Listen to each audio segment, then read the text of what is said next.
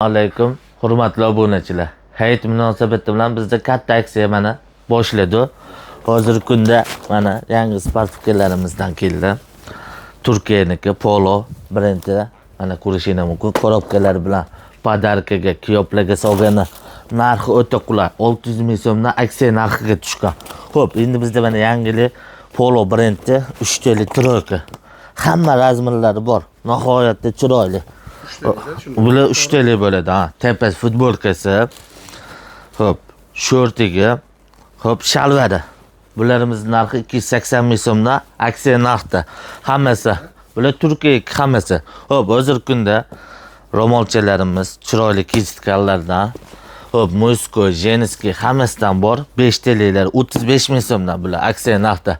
Xo'p, Xitoy tursuvlarimiz hayit munosabati bilan hozirgi kunda 32 ming so'mdan pachkasi ikkita bo'ladi ichida. Shundan necha pul sotilgan?